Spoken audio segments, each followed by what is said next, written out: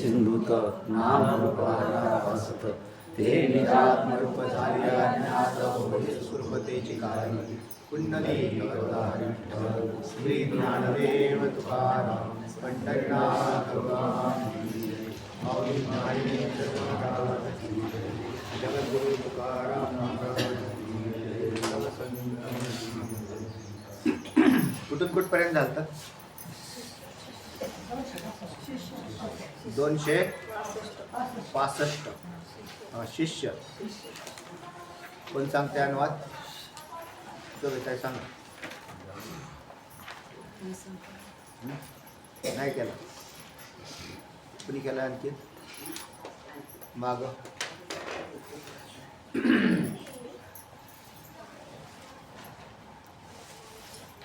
नाना केला नाही तो लगडचा आहे केला. सांगा. शिष्याची शंका आहे की प्रध्वंस आपला मूळ मुद्दा असा चाललेला आहे की नवीन न्यायिकांच्या रीतीनुसार संसर्गाभावाचे 4 प्रकार आणि त्याचं लक्षण आणि त्या केलेल्या लक्षणाची परीक्षा. तर हा विषय सांगतायत आणि त्याला अनुसरून संसर्गाभावाचे 4 प्रकार म्हणजे पहिला प्राकभाव, दुसरा प्रथम, तिसरा सामायिक आणि चौथा. तर पैकी प्राकभाव याचं लक्षण आणि परीक्षा त्याच्यामधून ही शंका आलेली आहे की ध्वंस असं म्हटलेलं आहे की ध्वंसाचं दुसरं नाव नाश असं आहे. असं पाठीमागं सांगितलं की घटाच्या उत्पत्तीची जी सामग्री असेल त्या सामग्रीपासून घटाच्या प्राकभावाचा अंत होतो. जे घटाच्या उत्पत्तीची जी सामग्री त्या सामग्रीपासून घटाच्या प्राकभावाचा अंत होतो. म्हणून घटाच्या प्राकभावाचा अंत म्हणजेच घटरूपच होय. तो अंत कसा झाला? घटरूप. आणि तिकडे प्राकभावाचं लक्षण करत असताना अनादि असं केलेलं आहे. आणि तो अंत कसा झाला? घटरूप झाल्याने म्हणजे घटरूप झाला ना, तर त्या घटरूप झाला तर शांत आहे. तो शांत झाला. एकदा प्रध्वंसाभाव शांत मानला की मग प्रध्वंसाभाव हा अनंत आहे या नियमाचाही भंग होईल असं ते अशी शंका आली. त्याला अनुसरून नाही मी खालचं वाचलं नाही बरोबर. हा तर प्रध्वंसाभावाचे लक्षण तर अनादि नाही मी वरचं वाचत होता.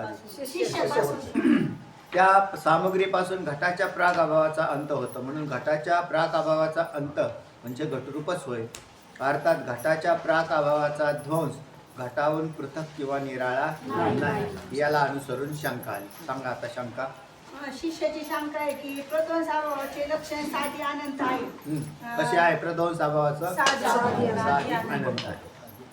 आणि जर घटाच्या प्रागभावाचा ध्वंस हा घटरूपच आहे असं जर मानलं तर घटरूप असलेल्या प्रागभावाचा प्रध्वंसाभाव सुद्धा शांतच होईल. तर प्रध्वंसाभाव सुद्धा काय होईल? शांतच होईल. प्रध्वंसाभाव अनंत असला तरी प्रागभावाचा ध्वंस कसा आहे? घटरूप आहे. घटाच्या उत्पत्तीने त्याचा नाश केला म्हणून तिथं शांत झाला तो. आता प्रध्वंसाभाव कसा आहे? शांत, साधी अंत होतो. तर जर घटरूपच असा जर असेल पण प्रध्वंसाभाव हा सुद्धा जर घटरूपच असेल तर तो साधी शांत होईल. अनंत होणार नाही अशी शंका. तो अनंत होणार नाही. लक्षात आलं? काय प्रध्वंसाभाव अनंत असला तरी सुद्धा घट शांतच आहे. म्हणजे ध्वंस कसा झाला? घटरूप झाला. प्रागभावाचा ध्वंस झाला, घटरूप झाला आणि शांत झाला. आता प्रध्वंसाभाव जर ध्वंस हा जर शांत असेल तर प्रध्वंसाभावामध्ये सुद्धा तो काय झालेला आहे? उत्पन्न झाला. याच्यात उत्पत्ती नाही सांगितली आणि त्याचा नाश पण शांतच होईल ना. अनंत कसा होईल? अनंत होणार नाही अशी शंका आहे. झालं तर तो पण शांतच होईल. शांतच होईल. ध्वंस अभाव सुद्धा शांतच. नाश होईल. आणि घट पण शांत येणार तर त्यांचं म्हणणं आहे की प्रथम स्वभाव पण शांत झाला पाहिजे. अनंत नाही झाला पाहिजे. जर अनंत म्हणला तर नियमाचा म्हणजे भंग होईल असं म्हणजे बिलकुल. काय उत्तर आहे? एखादा प्रध्वंसाभाव शांत, एकदा जर प्रध्वंसाभाव शांत जर मानला तर मग प्रध्वंसाभाव हा अनंत आहे ह्या नियमाचा भंग होईल. ठीक आहे. पुढे श्री गुरु त्याचं उत्तर सांगतात की न्यायमतीचं असं समाधान आहे की ध्वंस, नाश आणि अंत हे पर्यायी शब्द आहेत. ध्वंस, नाश, अंत पर्यायी शब्द आहे. एकाच अर्थाचे. ध्वंस हा दोन प्रकारचा आहे. ध्वंसाचे दोन प्रकार. ध्वंस दोन प्रकारचा आहे. एक भावरूप पदार्थाचा नाश आणि दुसरा पदार्थाचा ध्वंस. गेल्या वेळेस तुम्हाला लिहून दिला होता एक तक्ता की भावरूप पदार्थाचा नाश आणि अभावरूप पदार्थाचा नाश. म्हणजे पदार्थ दोन प्रकारचे आहेत. एक भावरूप पदार्थ आहे आणि दुसरा अभावरूप आहे. आता अभावरूप पदार्थाचा नाश कसा होतो आणि भावरूप पदार्थाचा नाश कसा होतो? तर अभावाचा नाश होणं म्हणजेच भावाची उत्पत्ती होणं आणि भावरूप पदार्थाचा नाश होणं म्हणजे अभावाची उत्पत्ती होणं. म्हणून भावरूप पदार्थाचा नाश हा अभावरूप आहे. आणि अभावरूप पदार्थाचा नाश हा भावरूप असतो. अशा प्रकारचा विषय आलेला आहे.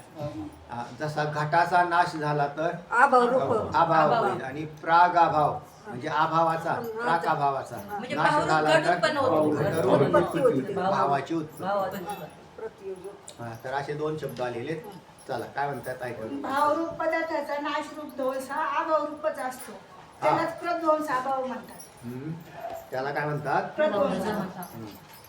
मग घटाधिक भावरूप पदार्थाचा नाशरूप ध्वंस हा अभावरूप होतो म्हणून त्याला प्रध्वंस अभाव म्हणतात.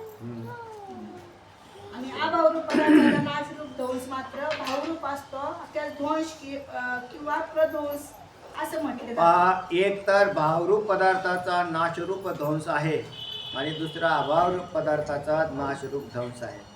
त्यापैकी भावरूप पदार्थाचा नाशरूप ध्वंस म्हणजे घटाचा हा घटात अभावरूप असतो म्हणजे घटाचा व त्यासच प्रध्वंस अभाव असे म्हणतात. कोणाला म्हणायचा?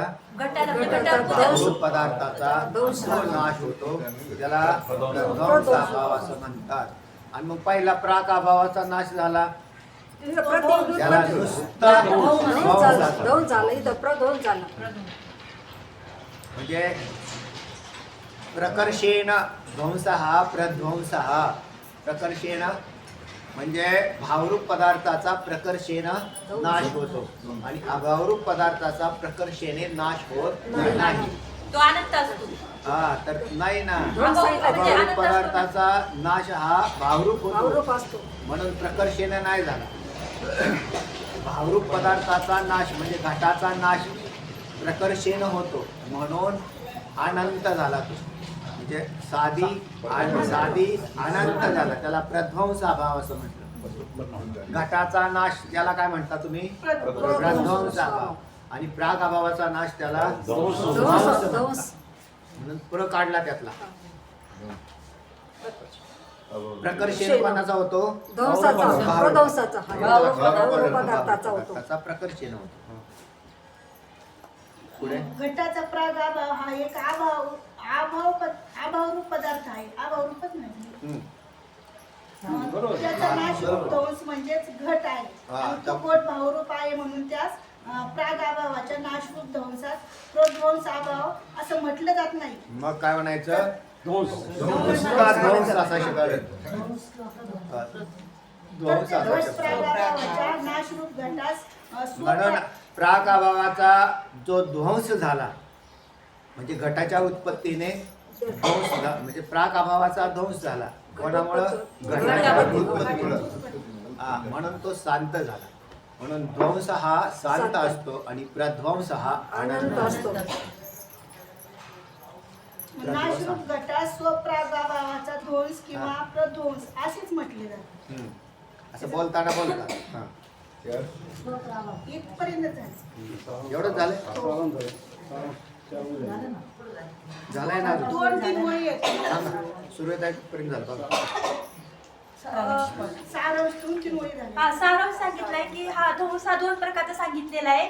एक अभावरूप ध्वंस सांगितलाय आणि दुसरा भावरूप ध्वंस सांगितलाय. तर अभावरूप ध्वंस आहे तो अनंत आहे म्हणून सांगितलेला आहे आणि भावरूप ध्वंस आहे तो शांत आहे म्हणून सांगितलेला आहे. भावरूप ध्वंस हा कसा आहे? शांत आहे. शांत आहे, आणि तो अभावरूप पदार्थाचा होतो, तो शांत असतो. जो भावरूप पदार्थाचा ध्वंस होतो तो अनंत असतो आणि त्याला प्रध्वंस अभाव असं म्हणतात. चला, म्हणून त्यांनी सांगितले की घटाच्या प्रागाभावाचा ध्वंस हा घटरूप होण्यास तो शांत आहे म्हणून सांगितलेला आहे आणि घटाचा जो प्रध्वंस अभाव आहे तर तो अनंत आहे म्हणून सांगितलेला आहे. बिलकुल.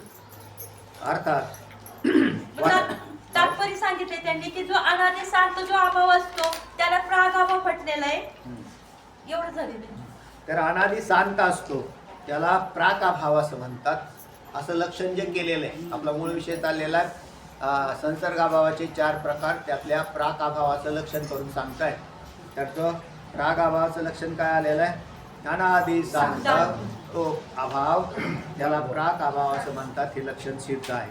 अजून याच्यावर काय काय अपवाद येणार आहेत आणि ते आता सांगतायत या पाठामध्ये ऐका. आतापासून सुरुवात करायची. वाचा, लिहिलंय इथं, मार्किंग केलंय मी. आता केवळ अनादि एवढेच प्रागाभावाचे लक्षण आहे असे म्हणावे तर तसा अत्यंत अभावही अनादि अभाव आहे. पहा, आता अनादि एवढंच प्राक अभावाचं लक्षण केलं असतं आणि काय शब्द लावला नसता? शांत हा शब्द लावला नसता लक्षणात, तर काय झालं असतं? तर अत्यंत अभाव सुद्धा कसा आहे तुमचा? अनादि आणि अनंत आहे. पण अनादि शांत हे पद आल्याने हे लक्षण प्रागाभावाला जातो. अत्यंत अभावावर गेलं नाही. हा. कशावर गेलं नाही? अनादीमुळे गेलेले. अनादीच सांगतो, सांगतोच नाही पुढे. अनादि नुसतं केलं असतं तर लक्षण गेलं असतं. पण प्राक अभावाचं लक्षण अनादि शांत आहे आणि अत्यंत अभाव हा काही शांत नाही, तर तो अनंत आहे. म्हणून प्राक अभावाचं लक्षण अत्यंत अभावावर जात नाही हे सांगता येतात. पण तो शांत नाही म्हणून प्रागाभाव शांत म्हटल्याने ते लक्षण अत्यंत अभावावर जात नाही. बरोबर. कशावर जात नाही? अत्यंत अभाव. नाही तर दोन्ही लक्षणं सारखीच झाली असती. पण प्राक अभावाचं लक्षण अनादि शांत आहे आणि अत्यंत अभावाचं लक्षण अनादि अनंत आहे, म्हणून त्याच्यावर ते लक्षण जात नाही. आपण केले याला म्हणतात परीक्षा. आता तुम्ही परीक्षा करून राहिले का नाही? केलेलं लक्षणावरती जाऊन अन्य ठिकाणी जात असेल तर काय म्हणायचं त्याला? अतिव्याप्ती होईल. बरे, केवळ शांत एवढेच जर प्राक अभावाचे लक्षण आहे असे म्हटले तर तसा शांत सामायिक अभाव सुद्धा आहे. सामायिक अभावाचं लक्षण काय? साधी आणि शांत. सामायिक अभाव कशाला म्हणतात? घटशून्य काळात ज्या अभावाची प्रतीती येते त्याला सामायिक अभाव असं म्हणतात. घट आला, ज्या ठिकाणी घट आहे तिथून घट निघून गेल्यानंतर पुन्हा जोपर्यंत येत नाही तोपर्यंतचा जो अभाव त्याला काय म्हणतात? साधी. घटाच्या जाण्याने उत्पन्न झाला आणि घटाच्या येण्याने काय झाला? नाश झाला त्याचा, म्हणून शांत झाला, तर त्याला म्हणतात सामायिक अभाव. आता शांत एवढं प्रागभावाच्या लक्षणात शांत हे पद आहे. प्रागाभावामध्ये आहे का नाही? अनादि शांत. पण नुसता शांत असं जर लक्षण केलं असतं प्रागाभावाचं तर कशावर गेलं असतं? सामायिक अभावावर अतिव्याप्ती झाली असती. कारण सामायिक अभाव सुद्धा साधी शांत आहे. काय म्हणतात? वाचा, तेच वाचा परत. केवळ शांत एवढेच जर प्रागाभावाचे लक्षण आहे असे म्हटले तर तसा शांत तर सामायिक अभाव सुद्धा आहे, पण तो अनादि नाही. पण तो अनादि नाही. आणि प्रागाभाव कसा आहे?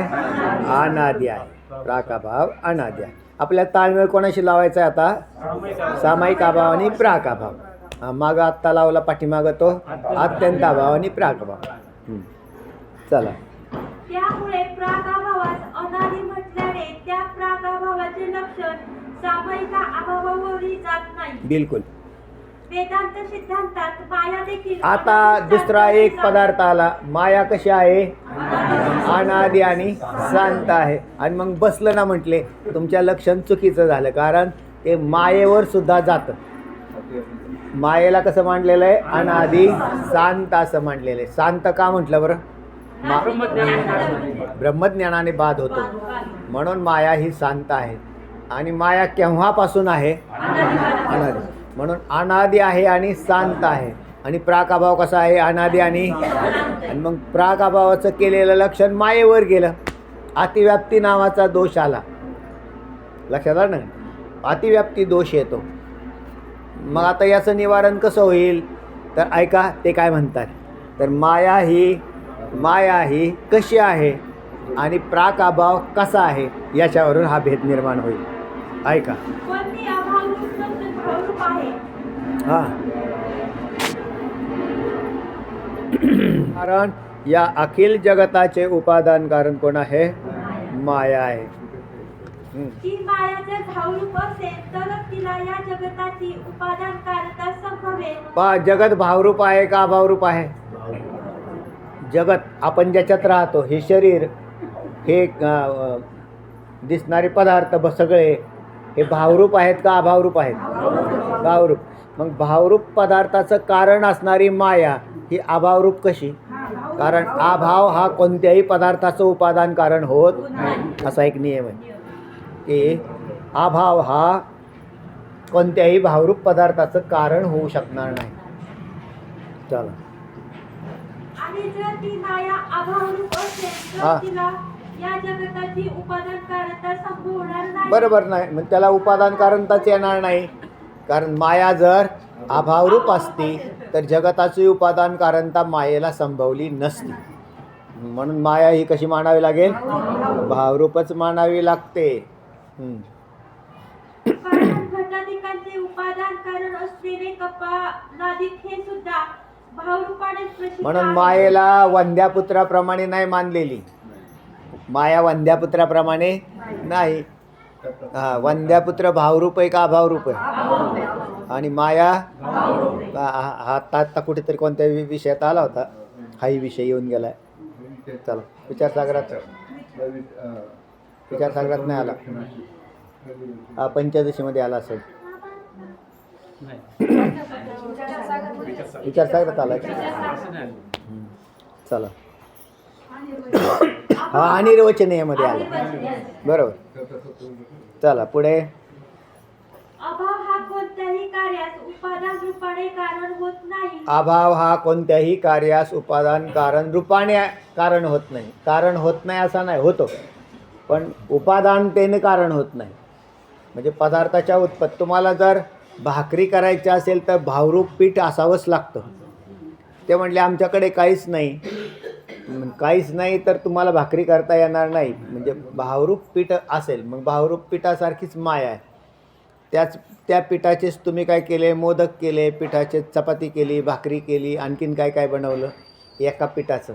तसं मायेपासूनच हे जगतातले सगळे पदार्थ तयार झाले. म्हणून भावरूप कारणता मायेकडे आहे. पुढे. म्हणून माया अभावरूप नसून भावरूपच आहे. हां. जरी वेदांत सिद्धांतात माया ही भाव अभावाहून विलक्षण अनिर्वचनीय. आता वेदांत सिद्धांतात कसं मांडलं? तिथंच विचारसागरात कशी मांडलंय? सत अनिर्वचनीय मांडलेली. सत असत विलक्षण, म्हणून तिला अनिर्वचनीय असं मांडलेलं आहे. म्हणून वेदांत मतामध्ये माया, सिद्धांतात माया ही भाव अभावाहून विलक्षण अनिर्वचनीय अशी मानली असल्यामुळे त्या मायेला भावरूपता देखील संभवत नाही. मग लक्षण जाईल परत. तर ऐका पुढे काय म्हणतायत ते. माया ही भाव अभावाहून विलक्षण अनिर्वचनीय अशी मानली असल्यामुळे त्या मायेला भावरूपता देखील संभवत नाही. तरी पण माया अभावरूप नाही हे निश्चित आहे. तरी पण माया ही अभावरूप नाही हे निश्चित आहे. कसं म्हणताल? ऐका. त्यामुळेच प्रागाभावाच्या लक्षणात अभाव पदाचा प्रवेश होण्यास तो मायेच्या ठिकाणी प्रागाभावाचे लक्षण जात नाही. म्हणजे त्या प्रागाभावाचे लक्षणावर अतिव्याप्तीचा दोष येत नाही. हा ठीक झालं, पण माया भावरूप नाही या म्हणण्याचा अभिप्राय सांगा. ऐका आता खालच्या चॅप्टरमध्ये आलेला आहे तो. हां शिवाय शिवाय माया भावरूप नाही हा. या म्हणण्याचा हा अभिप्राय आहे की हा. ज्याची कात्रीही बाधा होत नाही त्यासच परमार्थ सदस्य म्हणतात. पहा आहे की ज्याची कात्रीही बाधा होत नाही त्यासच परमार्थ सदस्य म्हणतात. सत कशाला म्हणतात तर ज्याची कालत्रयी म्हणजे त्रिकालाबाध्यत्वम सत्यत्वम असं म्हटलेलं आहे. तर माया ही भावरूप नाही हे म्हणणं बरोबर आहे, कारण आम्ही भावरूप एकच पदार्थ मानतो आणि ते आहे ब्रह्म. म्हणून ब्रह्मच भावरूप आहे, पण ब्रह्माहून विलक्षण स्वभाववान अशी एक भावरूप माया मानावी लागते जिने जगत निर्माण केलं. नाही रूपाने नाही तर आहे रूपाने मानावीच लागते. म्हणून माया ही सत नाही, भावरूप नाही या म्हणण्यात आमचा काय स्वारस्य म्हणणं काय म्हणायचं आम्हाला, ब्रह्मासारखी भावरूप नाही, ब्रह्मासारखी सत नाही, पण नाही असं नाही, तिची प्रतीती येते. म्हणून प्रतीती येते, त्याला वंद्यापुत्राप्रमाणे असत असं म्हटलं जात नाही, तर त्याला सतही म्हणता येत नाही आणि असतही म्हणता येत नाही. तर अनिर्वचनीयता भावरूपतेमध्ये आलेली. अनिर्वचनीय शब्द हा भावरूपता सांगतो. अनिर्वचनीय शब्द हा नाहीपणा सांगत नाही, तर प्रतीती मात्र सत्ता देतो. म्हणून त्याच्यामध्ये मायेची भावरूपता ही विलक्षण आहे, ब्रह्माची खरी आहे, मायेची विलक्षण आहे आणि वंद्यापत्राला भावरूपताच नाही.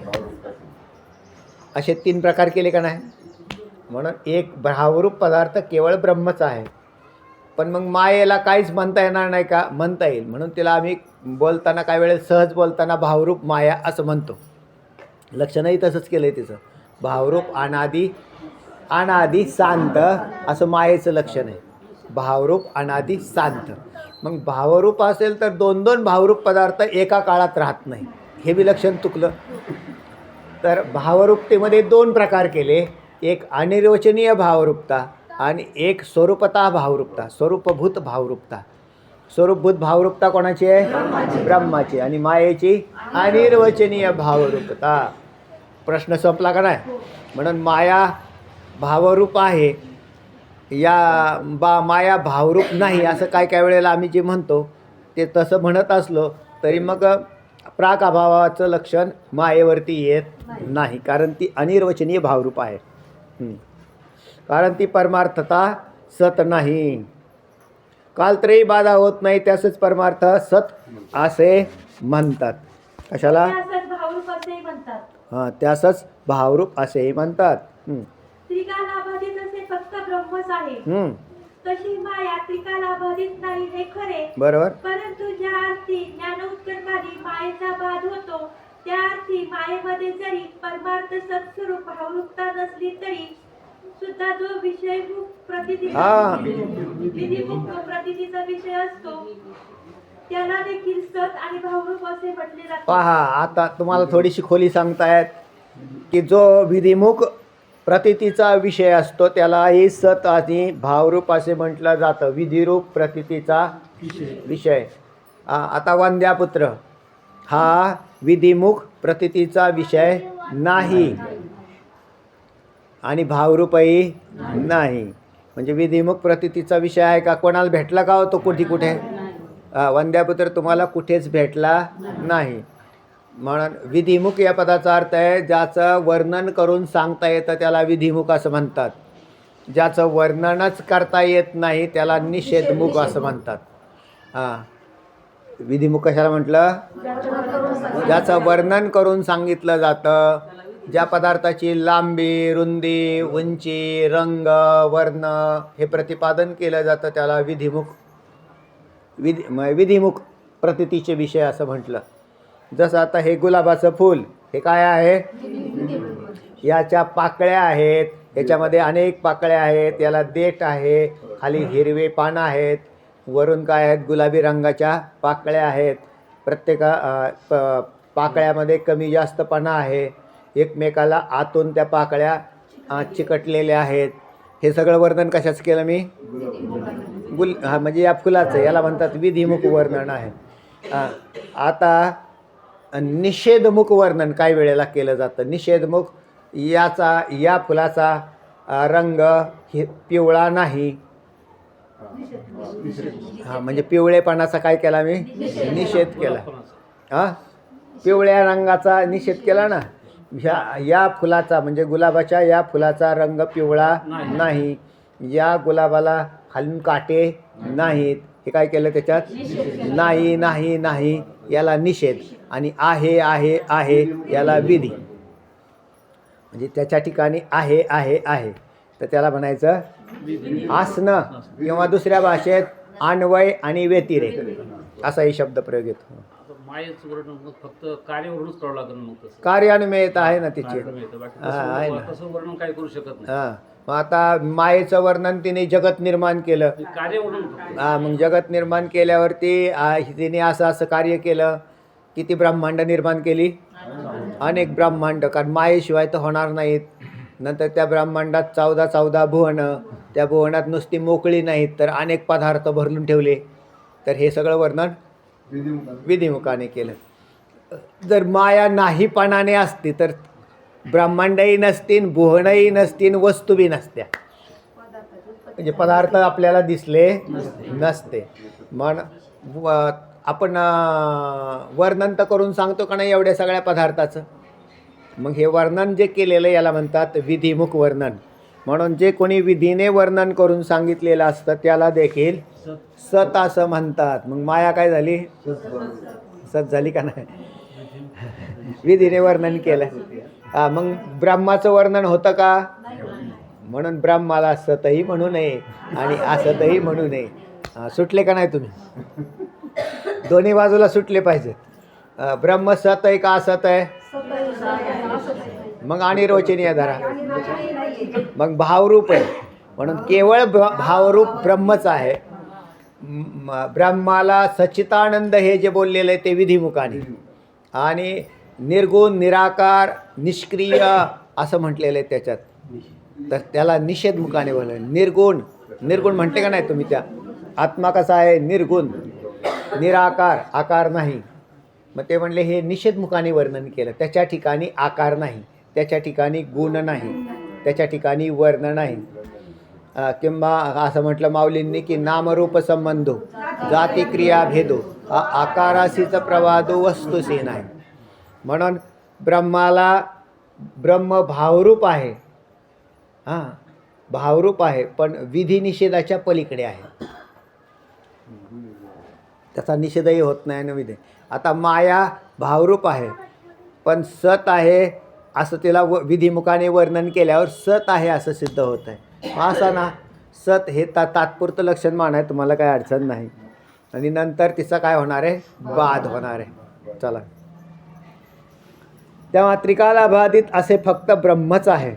माया त्रिकाल आदित नाही हे खरे, परंतु ज्या अर्थी ज्ञानोत्तरकाली मायेचा बाध होतो त्या अर्थी मायेमध्ये जरी परमार्थ स्वरूप सत्स्वरूप भावरूपता नसली, परमार्थ सतस्वरूप भावरूपता नसली तरीसुद्धा विधिमुख प्रतीतीचा विषय असतो त्याला देखील सत आणि भावरूप असे म्हटले जाते. तसेच जो निषेधरूप प्रतीतीचा विषय असतो त्याला अभावरूप असे म्हटले. तर निषेधरूप प्रतीतीचा विषय असतो त्याला अभावरूप असे म्हटले जाते. म्हणजे अभाव आहे. आता हे गुलाबाचं फूल पिवळं नाही म्हणजे त्याचा अभाव झाला ना. पिवळेपणाचा काय झाला? अभाव झाला.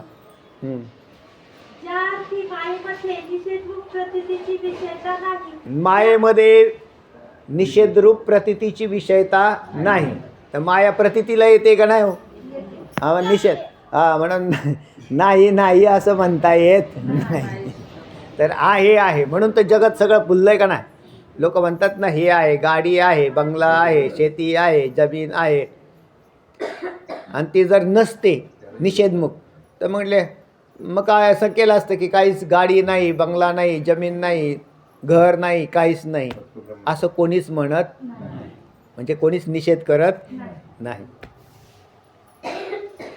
त्या ती मायेत सुद्धा भावरूप म्हटले पाहिजे हे आपोआपच सिद्ध होते. हा, म्हणून माया ही भावरूप म्हटले पाहिजे, पण त्या भावरूपाचा प्रकार वेगळा आहे आणि ब्रह्माच्या भावरूपाचा प्रकार वेगळा आहे.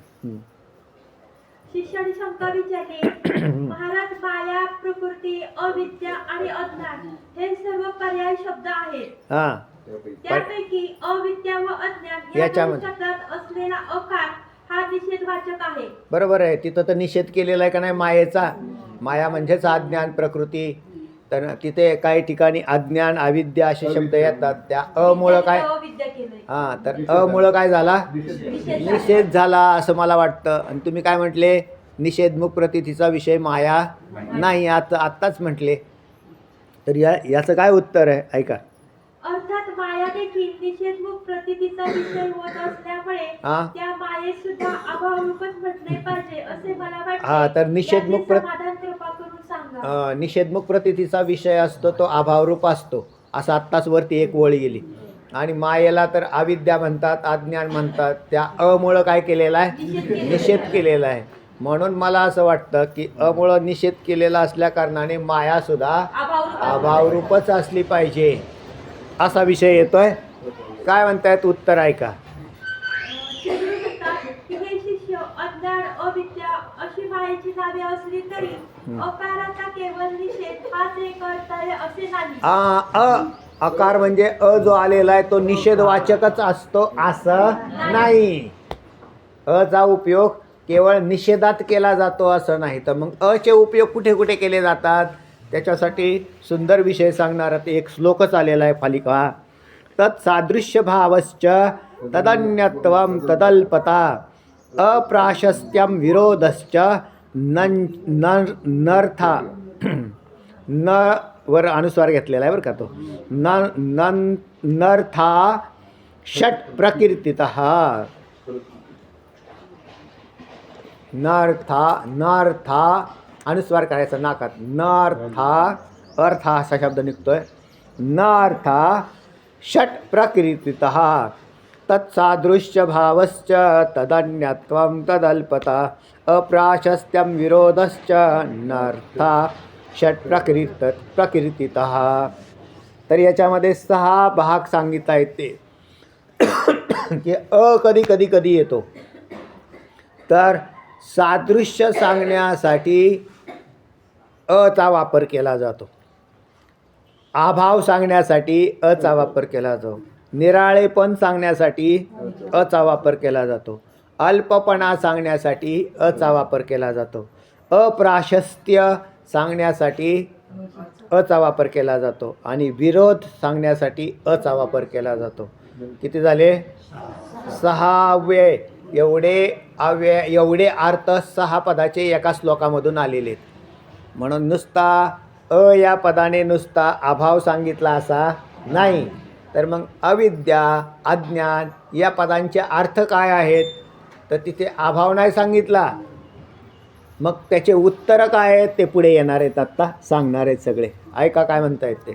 तर अकाराचे विरोध, भेद आणि अल्प असेही अर्थ होतात. हा, म्हणजे केवळ अभाव असा अर्थ होतो असा नाही. तर मग काय होतं? विरोध, भेद, अल्पता आहे ना. जसं अप्राशस्त्य, ही जागा फारच अरुंद आहे. अप्राशस्त. रुंद याच्या विरोधात अरुंद असा शब्द आला का नाही. अने काय केले? अप्राशस्तता सिद्ध केली. अप्राशस्त. रुंद या पदाचा अर्थ, रुंद पदाचा अर्थ अहो हे फारच रुंद आहे हो, तर त्याला म्हणतात प्रशस्त. आणि तिथंच शब्द आणला, काय झाला? अरुंद. म्हणजे काय म्हणते का तुमचं घर एकदमच बोळीसारखं आहे, अरुंद आहे, म्हणजे फार त्याच्यात प्रशस्तपणा नाही. झाला का नाही याचा वापर? अल्पपणा.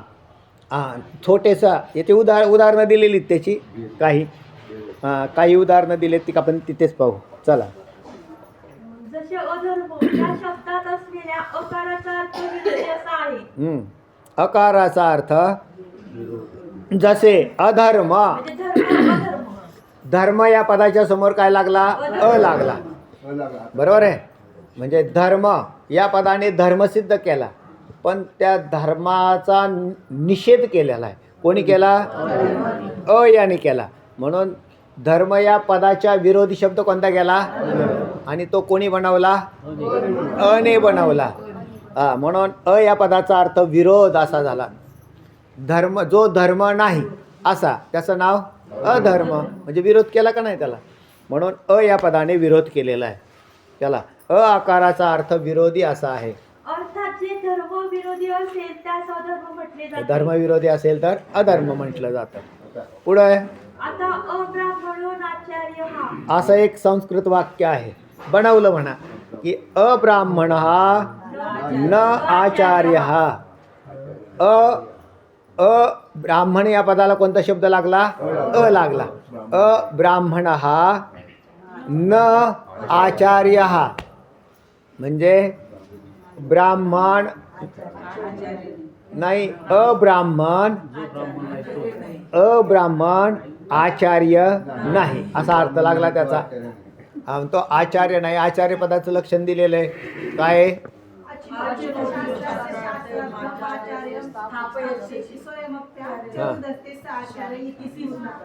तर जो कोणी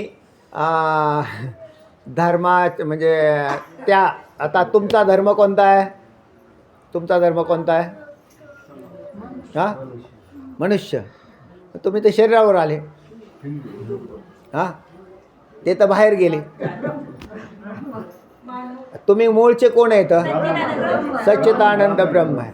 म्हणजे तुम्ही ब्रह्मस्वभावाने युक्त आहात. बरोबर आहे का नाही?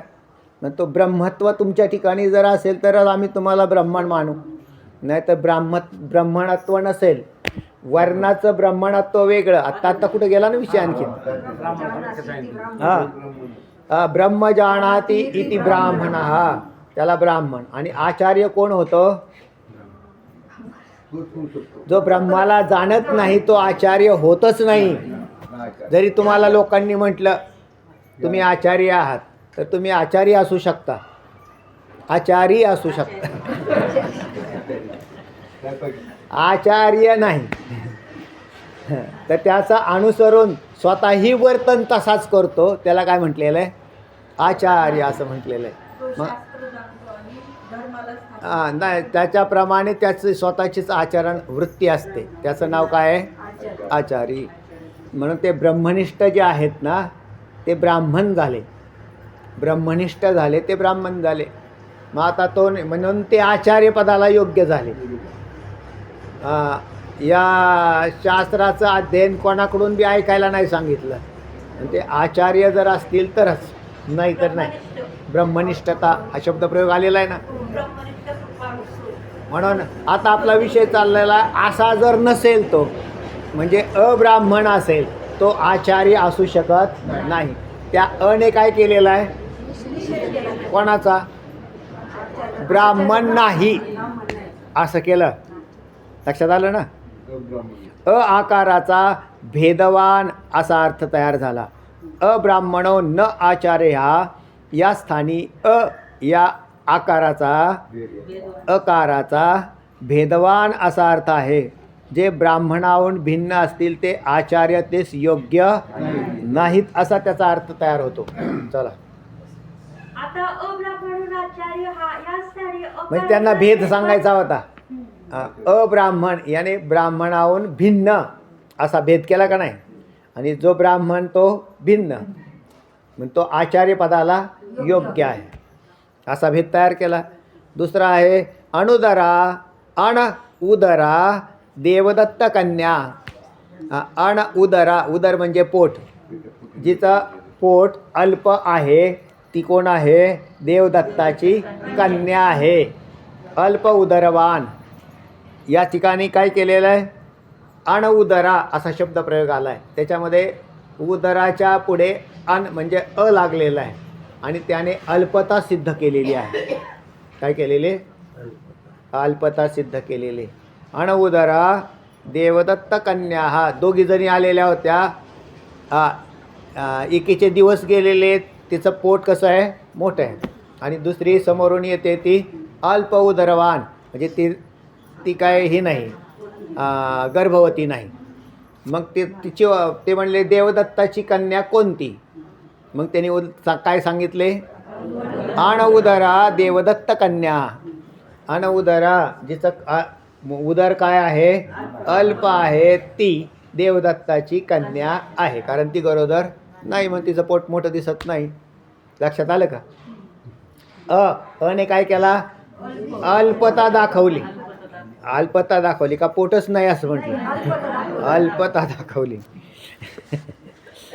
चला, अण उदरा देवदत्त कन्या या स्थानी आकाराचा अर्थ अल्प असा होतो. अर्थात देवदत्ताची कन्या अल्प उदरवान आहे अशी आहे, असा त्या वाक्याचा अर्थ झाला. चला, आता अब्राह्मण आचार्य हा या स्थानी अकाराचा भेदवान असा अर्थ आहे. अर्थात जे ब्राह्मणाहून भिन्न असतील ते आचार्य तेच योग्य नाहीत असा त्या वाक्याचा अर्थ होतो. बिलकुल. तसेच अणुदरा देवदत्त कन्या, एवढं सगळा कशाचा विषय चाललाय? हा शब्द लागतो. मायेला नाही म्हणत का विद्या आणि अज्ञान? मग तिथं बी आलेलं आहे. आता त्याचंही विश्लेषण सांगणार आहेत खाली, पण तुम्हाला आधी पदाचे किती अर्थ होतात याचा विचार घेतला शास्त्राने, की नुसता पदाचा अर्थ अभाव असा होतो असा नाही. तर किती झाले आत्तापर्यंत? विरोध, भेद, अल्पता, हां, तर हे सांगतात. चला, तसेच अणुदरा देवदत्त कन्या या स्थानी अकाराचा अर्थ अल्प असा आहे. अर्थात देवदत्ताची कन्या अल्प उदरवान अशी आहे असा त्या वाक्याचा अर्थ होतो. बिलकुल. पुढे तसा इतक्या यावर सांगितलेल्या वाक्यात अकाराचा अर्थ निषेध असा नाही, तर तसाच अविद्या व अज्ञान या शब्दात देखील अकाराचा अर्थ निषेध असा नाही, तर विरोधी असाच त्याचा अर्थ आहे. विरोधी असाच त्याचा अर्थ आहे. आकार कशाच्या विरोधी अर्थ आहे? अविद्या, अज्ञान, ज्ञानाच्या विरोधी, अज्ञान, विद्येच्या विरोधी, अविद्या, म्हणून त्याचा अर्थही तसा आहे म्हणतात. तर विरोधी असाच त्याचा अर्थ आहे. ज्या अर्थी मायेचा ज्ञानाशी वद्यघातक भाव विरोध आहे, त्या अर्थी म्हणजे ज्ञान विरुद्ध असल्यामुळे मायेला अज्ञान असे म्हटले आहे. पहा, आता इथं वद्य घातक भाव विरोध आहे. कसा म्हणताल? तर ज्या अर्थी मायेचा ज्ञानाशी वद्य घातक भाव विरोध आहे. वद्य म्हणजे वध होणारी आणि घातक म्हणजे मारणारे. ज्ञान काय आहे?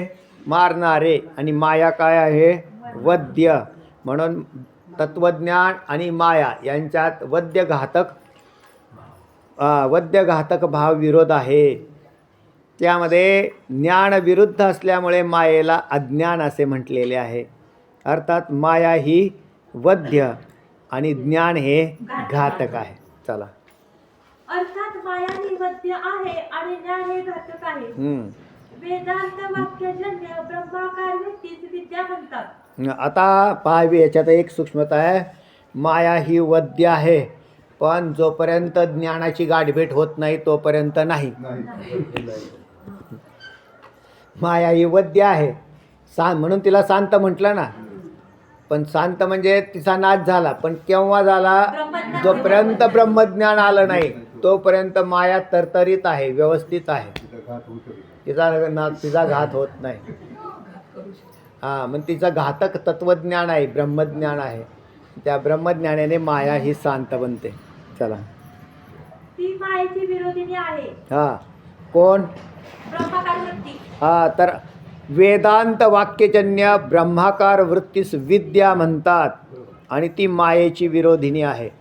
जोपर्यंत ही वृत्ती तयार होण्यासाठी सद्गुरू आणि शास्त्रांचं सहकार्य लागेल. सद्गुरू आणि शास्त्राशिवाय ब्रह्माकार वृत्ती तयारच होत नाही. कारण आपली वृत्ती आहे ना, आता हे लोक आताच प्रवचन करून आलो त्यांची वृत्ती ती सारी अशी बाहेर बाहेर बाहेर बाहेर पांगल्या. काय सांगावं त्या लोकांना? काय म्हणजे फारच अवघड गोष्ट आहे बरं. पण त्यांना काय सांगावं, कारण त्यांची वृत्ती जाग्यावर नाही. आणि वृत्ती जाग्यावर नसेल, इथे अभ्यासाला बसणाऱ्या माणसांची वृत्ती जाग्यावर येत नाही. ती शुद्ध सत्वगुण प्रधान वृत्ती तयार करावी लागते आणि नंतर ती केंद्रित एकाग्र अशा प्रकारची वृत्ती झाली आणि तिच्यात मग हे तत्त्वज्ञान जर निर्माण झालं त्याच्यात, तर मग वेदांत वाक्यजन्य तत्वमसी महावाक्यजन्य ब्रह्माकार वृत्तीस, म्हणजे ते ब्रह्म मी आहे, तिला विद्या असं म्हणतात आणि ती मायेची विरोधिनी आहे. तीच तेवढी विरोधिनी झाली मायेची, बाकीचे कुणीच मायेचा घात केला नाही. आणि मग अर्थात वाचा, अर्थात विद्याविरुद्ध होण्यास्तव त्याच मायेला अविद्या असे म्हटले मग आहे. विद्येच्या विरोधी अविद्या, माया अविद्या आणि मायेच्या अविद्येच्या विरोधी विद्या. विद्या म्हणजे ब्रह्मविद्या. चला, अज्ञान व अविद्या या दोन्ही शब्दांचा वाच्य देखील मायाच आहे. आणि वाच्य त्यांचा काय आहे? माया आहे. अशा प्रकारे येथे अकाराचा विरोधी असाच अर्थ असल्यामुळे माया ही भावरूप आहे. ती भावरूप असली तरी सुद्धा आपला विषय हाच होता, माया भावरूप आहे का अभावरूप आहे? तर काय सिद्ध झालेलं आहे? माया ही भावरूप आहे. आणि भावरूप माया असल्या कारणाने प्राक अभावाचं जे लक्षण केलं होतं अनादि शांत, तर ते अभावरूप पदार्थाचं लक्षण आहे. आणि मायेचं लक्षण अनादि शांत हे भावरूप पदार्थाचं लक्षण आहे. म्हणून प्राक अभावाचं लक्षण मायेवरती बसत नाही, जात नाही. ती भावरूप असली तरी सुद्धा ब्रह्मासारखी परमार्थ सत्रूप आहे असे नाही. आता ब्रह्मासारखी सत्स्वरूप आहे असे नाही, तर केवळ विधिमुख प्रतीतीचा विषय होण्यास्तव व्यावहारिक सद्रूप आहे. म्हणून विधिमुख प्रतीतीचे जे जे विषय असतात ते भावरूप असतात असंही म्हणण्याचा एक संकेत आहे. पुढे, तर केवळ ती विधिमुख प्रतीचा विषय होण्यास्तव व्यावहारिक सद्रूपता आहे हे वरील विवेचना. पारमार्थिक सद्रूपता नाही, तर व्यावहारिक सद्रूपता आहे. बर, जर प्राक अभावाच्या लक्षणात अभाव हे पद नसते, तर मात्र त्या लक्षणात वाचा, परत वाचा आता सारांश पासून. सारांश, जर प्राक अभावाच्या लक्षणात अभाव हे पद नसते तर मात्र त्या लक्षणाची मायेची ठिकाणी अभिव्यक्ती झाली असती. बरोबर, कारण माया सुद्धा प्राक अभावाप्रमाणेच अनादि शांत आहे. बरोबर आहे. पण त्या अभावाच्या लक्षणात, प्राक अभावाच्या लक्षणात तिथं अभाव हे पद आलेलं आहे. आणि माया ही भावरूप आहे. भावरूप आहे. पण प्रागाभावाच्या लक्षणात अभाव पदाचा निवेश असल्यामुळे तो अतिव्यक्तीचा दोष येत नाही. म्हणून अनादि शांत असा जो अभाव त्याच प्रागाभाव असे म्हटले जाते. हे आत्तापर्यंत काय झालं? सिद्ध झालं. आता मुद्दा नंबर 2 येतोय, तो प्रध्वंसाभावाचे लक्षण आणि परीक्षा, तो आपण नंतर पाहू. पुंडलिक